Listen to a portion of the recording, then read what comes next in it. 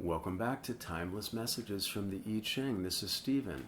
So in this particular reading, we get youthful folly and decrease.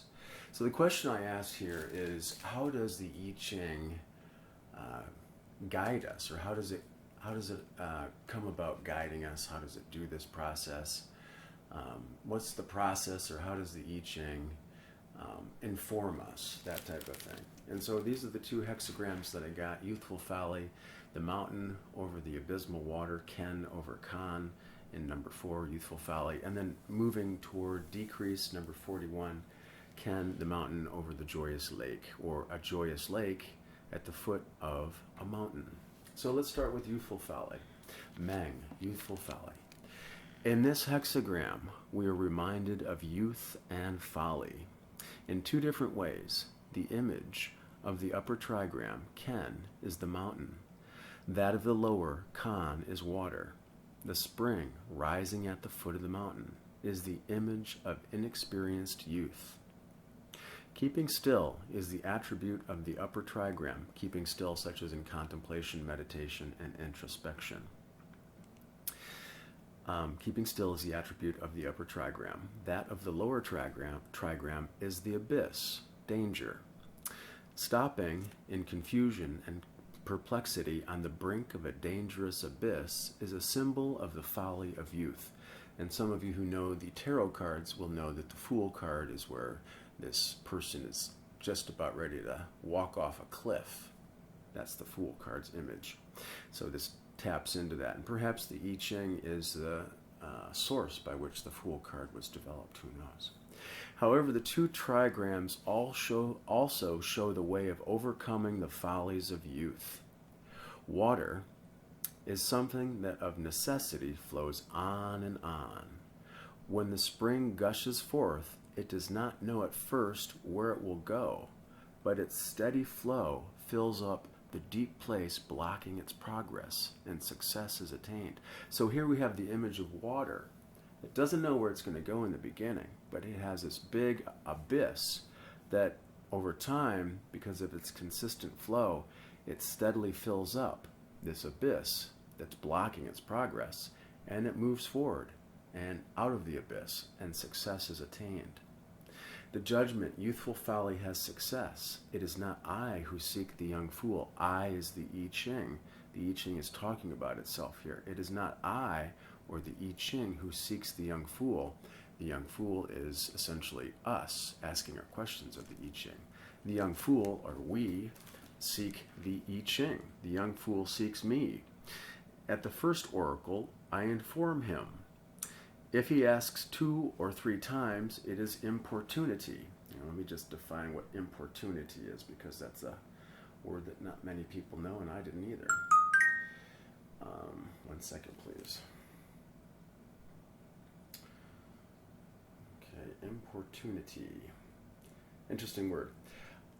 Importunity means insistence, persistence over eagerness, to demand persistently, to make oneself troublesome. So importunity. If you are asking 2 or 3 times, you are, insistent. Hey, what's the answer? I Ching, tell me what's the answer.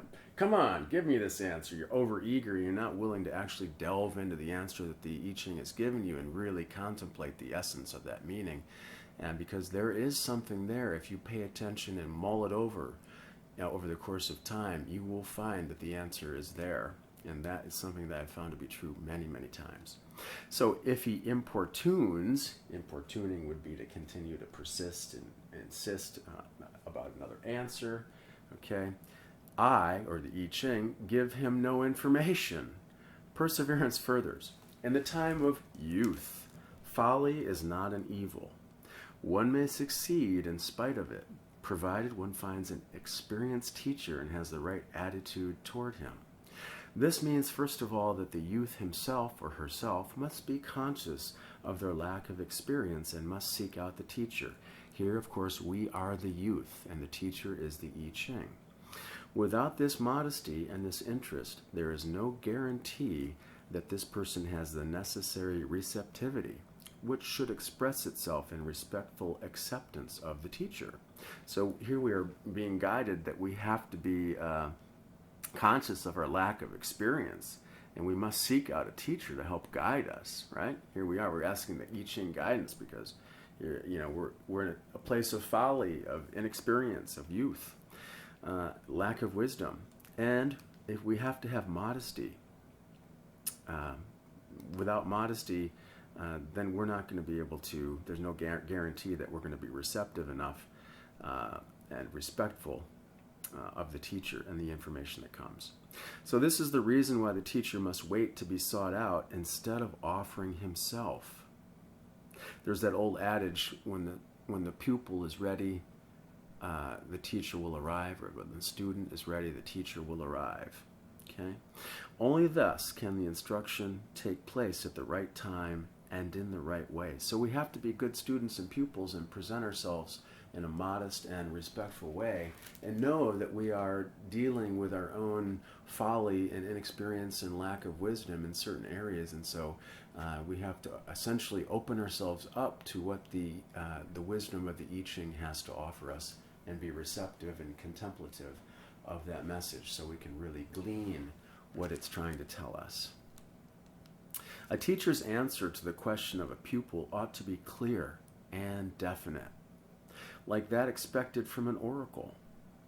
Thereupon, it ought to be accepted as a key for resolving doubts and a basis for decision-making. If mistrustful or unintelligent questioning is kept up, it serves only to annoy the teacher, the I Ching. The I Ching does well to ignore it in silence, just as the oracle gives one answer only and refuses to be tempted by questions implying doubt. So if you ask a question, you're like, well, I don't know, I'm not sure if this really works. There's nothing inherently wrong with asking again, but it's very important to try to mull that original guidance over to see what is there that could be very valuable and guide you, rather than latching onto your doubt and thinking, oh, well, there's nothing here in this guidance for me. Really being open. Given in addition a perseverance that never slackens. Okay, well, slackens, we can think of a rope that has slack in it and has some space. Okay, to slacken is to be inactive or idle, to fail to exert oneself. If you give a rope some slack, you give it a release from tension, you give it some space. But here, the idea is perseverance that never slackens. So it's always active. Your perseverance is, active. You're not idle. You're not failing to exert yourself with your perseverance. So perseverance that never slackens until the wisdom is mastered. One by one, these points are mastered, and real success is sure to follow. Thus the hexagram counsels the teacher as well as the pupil. So the idea that the teacher has to have a very clear and definite answer, so that the pupil can have a key to resolve doubts and the basis for decision making.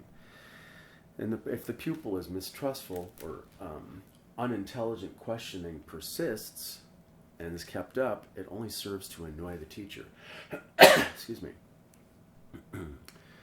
And real success is sure to follow if perseverance is maintained until all the points are mastered one by one. Thus, the hexagram counsels the teacher as well as the pupil. The image. A spring wells up at the foot of the mountain. The image of youth. Thus, the superior person fosters their character by thoroughness in all that they do. A spring succeeds in flowing on and escapes stagnation by filling up all the hollow places in its path. In the same way, character is developed by thoroughness that skips nothing, but like water, gradually and steadily fills up all the gaps and so flows onward. Here we have the idea of the abysmal water. There's an abyss, and the water, because of its thoroughness, fills up all the hollow places in its path and essentially fills up all the gaps, and so flows onward. Essentially, it secures its forward movement or its escape from the abyss by continuing to fill up that abyss with its essence, and therefore it moves forward, moves on. So the changing line is the 6 in the first position. 6 at the beginning means to make a fool develop. It furthers one to apply discipline. The fetters should be removed. Fetters are shackles, restraints that are shackles that are things that an animal or a human would have to bind their ankles, and so they couldn't.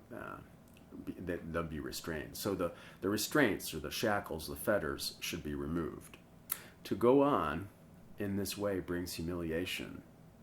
Okay. Law is the beginning of education. Youth in its inexperience is inclined at first to take everything carelessly and playfully. Youth must be shown the seriousness of life. A certain measure of taking oneself in hand, brought about by strict discipline, is a good thing.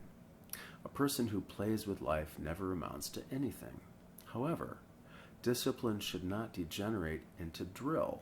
Drill meaning like excessive discipline, like you're in a military service and you have to do all these drills and just everything's so precise and it gets excessive. Continuous drill or excessive discipline has a humiliating effect and cripples a person's powers. So here we have again the idea of yin and yang, feminine and masculine. We have the idea of discipline, but also monitor that discipline, make sure it doesn't go too far, because if it does, then that's going to cripple your own powers. But we should also look at life in a serious light, and be disciplined, but don't allow too much discipline to seep in, and that can be very crippling. Okay, moving on to the next hexagram. So just to recap on youthful folly, this really talks about in terms of guiding a fool, and here we are, the fool, and the I Ching is the teacher. So here it's directly answering the question, how does it guide us? Well, it guides us in a way in which the fool subordinates him or herself to the teacher, opens themselves up to the teacher, has the right attitude toward the teacher, is conscious of their lack of experience, and must seek out this teacher.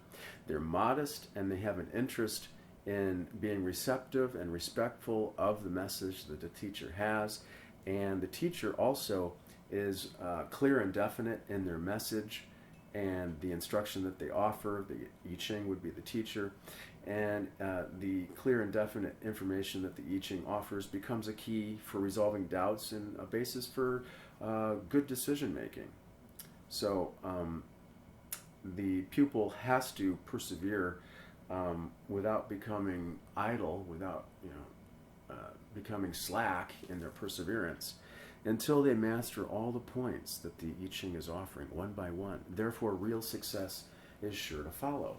Just like water that fills up a deep abyss, and by doing so it flows onward and gets out of that abyss, so too we should fill ourselves up with wisdom and be receptive to that wisdom, so therefore we can fill up the abyss of our ignorance, and so flow onward to a wonderful new resolution, freedom from doubt, basis for decision, whatever the question or guidance may have been related to. So that's the recap of youthful folly. Decrease, moving toward decrease, number 41. Keeping still at the top, Ken, mountain, and below Tui, the joyous lake. So we have the image of a lake at the foot of the mountain.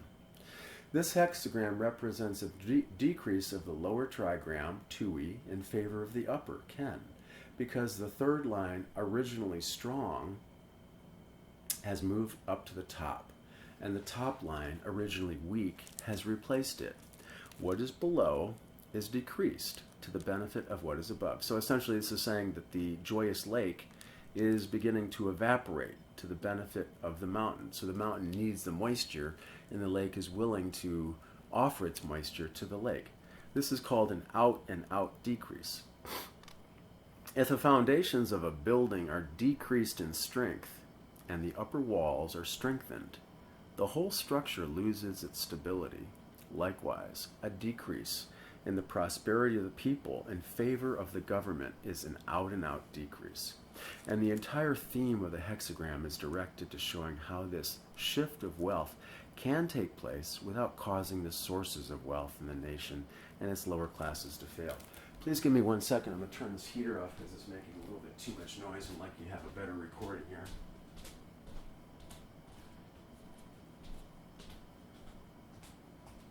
Well, I can't find a remote, so we're just going to let it go. Hopefully it's not going to create too much noise. So the judgment, decrease combined with sincerity, brings about supreme good fortune without blame. One may be persevering in this. It furthers one to undertake something. How is this to be carried out? One may use 2 small bowls for the sacrifice. Decrease does not under all circumstances mean something bad. Increase and decrease come in their own time. What matters here is to understand the time and not to try to cover up poverty with empty pretense or empty appearances.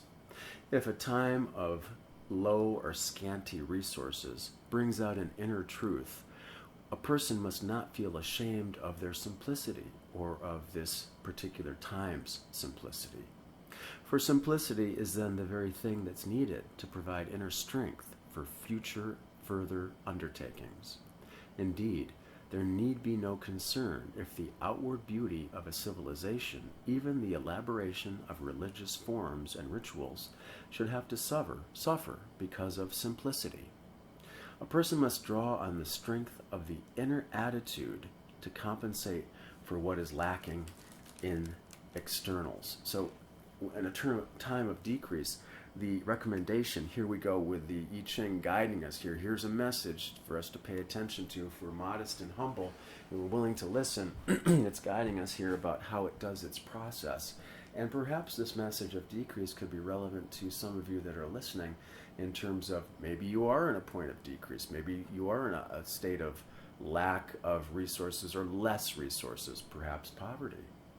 But even so, under these circumstances, it's not necessarily a bad thing because it can bring out an inner strength within you that will strengthen you for future further undertakings. So a person must draw on the strength of the inner attitude, their own inner attitude, to make up for what is lacking in externals. That's a wonderful idea to draw upon. I must draw upon the strength of my inner attitude to make up for what is lacking in externals. Then the power of the content, or the inner attitude, will make up for the simplicity of form. There is no need to present false appearances to God. Even with slender or small means, the sentiment of the heart can be expressed. Here we have the idea of a reference to the Gospel of Luke in the story of the widow's mite. The widow gave in the Old Testament, or excuse me, the New Testament, in Luke, the widow gave 2 copper coins. They're called mites. But those are the last coins that she had.